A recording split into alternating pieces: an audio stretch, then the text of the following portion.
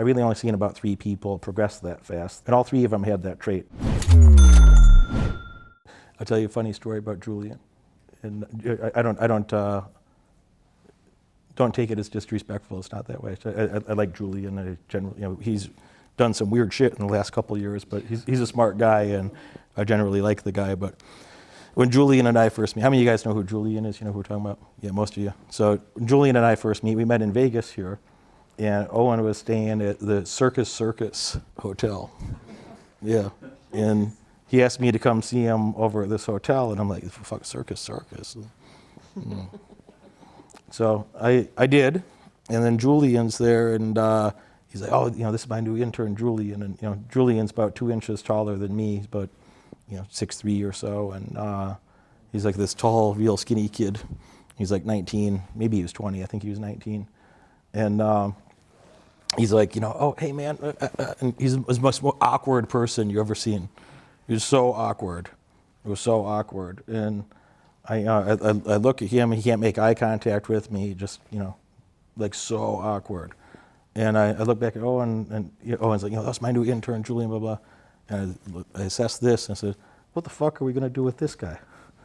And it just looked like a mess, And the thing that worked out good about Julian, where the story turns good, he just sat in the corner, by the way, for like, 80 minutes. Owen and I chatted, and he just like sat in the corner, kind of scrunched, and didn't say anything.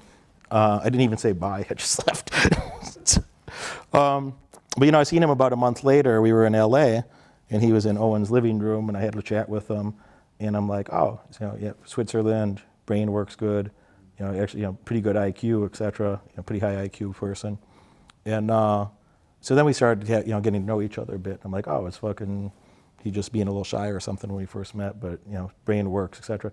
And the thing that really helped him is if you fucking asked him to do something, whatever I told him to do or whatever Owen told him to do, he'd just go do the fucking thing. And that it was a rare person that he had tried to have the most minimal time possible between like receiving an instruction and executing an instruction. Just like, all right, I'll go do it. But I started to develop a lot of respect for him.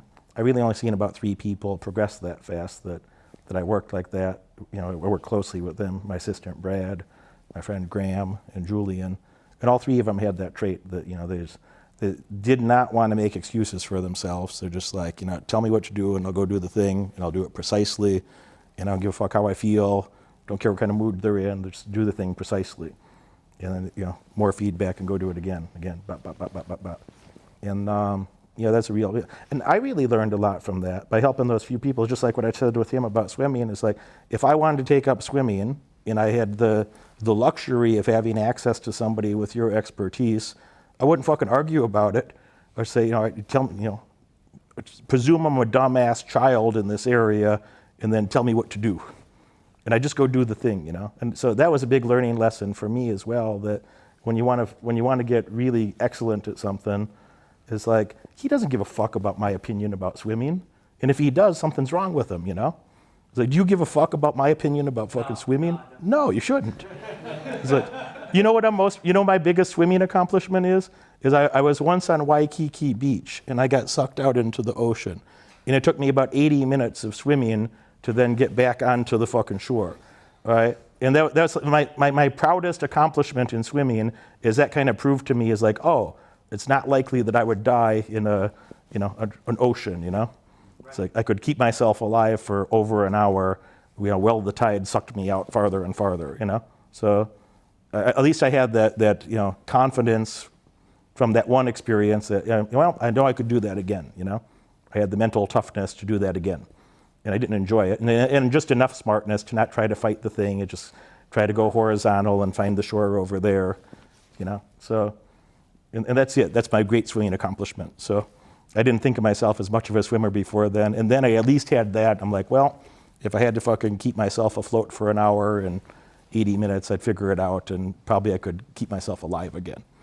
But I wouldn't argue with you about it. But all right, do this. All right, do that. Did I do it right? What can I do better? Okay, I'll do it better now.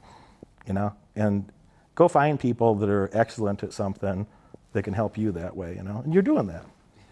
But you're doing that. So I just tell a story of respect. Is like, wherever whatever your situation is, wherever you come from, you know, people write me these DMs all the time. So, you know, Derek, how much money do I need to have saved before I start investing? Well, start where you're at, dumbass. Where else would you start? Wherever the fuck you're at right now, so start there. That fantasy land is like, you know, of it's not enough yet, or I need to do more. It's like, no, just start wherever you're at and just manage the resources you have as best as you can, and go gather, you know, more intellectual resources, more social resources, implement that shit, and like, money is going to be a natural outcome. And you're the type of person that lives their life that way. Also, girls are going to be a somewhat natural outcome, as long as they kept their communication skills up in the mix there, you know? You'll gain a lot more, actually. I don't try to get the wrong person to join one of my programs. You might not know me well enough. The people that spent the most time with me, you know, and the mastermind guys, they know really well, because they've seen many times where I turned down money. And I grew up poor, and I went to business school twice. So I'm supposed to have some money, you know? But I think about it like this, is like, you know, in our mastermind group, if I let the wrong person in there, it's a $20,000, you know, and a $5,000 renewal fee, but, you know, annually. But if I leave the wrong fucking person in there, it just spoils it for the whole group. It's got to be people that we, you know, not only that I enjoy and I get this person, but he's going to fit in the group in the right ways. He's going to be able to contribute in some ways, not going to do weird shit, not going to hit on some dude's wife or girlfriend or say something awkward or be embarrassing or something, you know? So, everybody except Phil over there, if I say, you know, hey, what did you tell the guys what you liked about me? He was good. Everybody else, they'd have something better than that to say. So we might have made one admit error, but you know, the rest of the guys, you know, they're good. Phil, he's pretty good.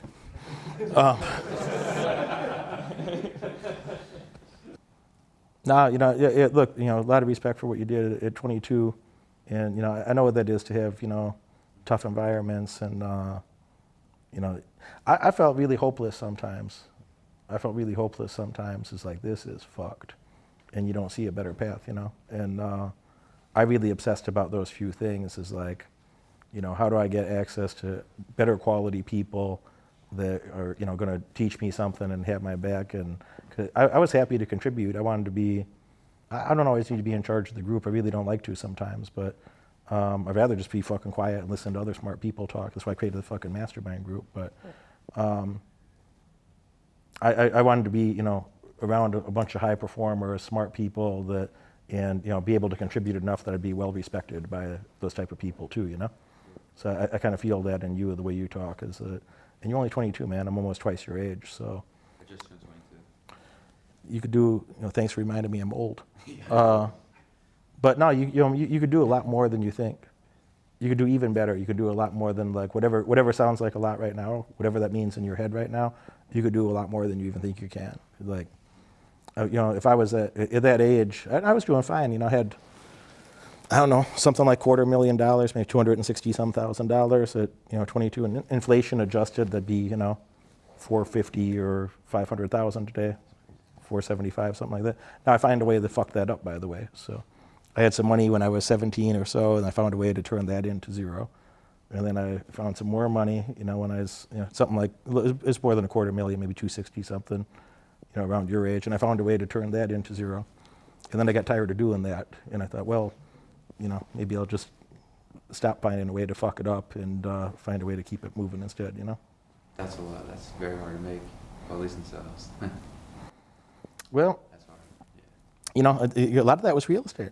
A lot of that was real estate money of buying houses and, you know, rental properties, and making improvements on the houses, and, you know, legitimately enhancing the value of the homes. And a lot of that's doing labor yourself, and that's why I know all these little things like plumbing or electricity or blah, blah, blah. You know, being able to do those things yourself can save you a lot of fucking money, and make sure that you don't get fucked dealing with other people that, you know, you could negotiate with an electrician and they can't bullshit you too much, you know?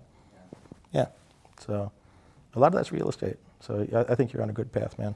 If you didn't like this video, please feel free to unfollow. My clients and I celebrate when the wrong person leaves our lives. But if you did like this video, if you're a person that's dedicated to success, dedicated to a better life, make sure you like and subscribe. I have a lot more to share with you. I look forward to seeing you at one of my live events in the future, or as a client on one of my paid mentoring programs.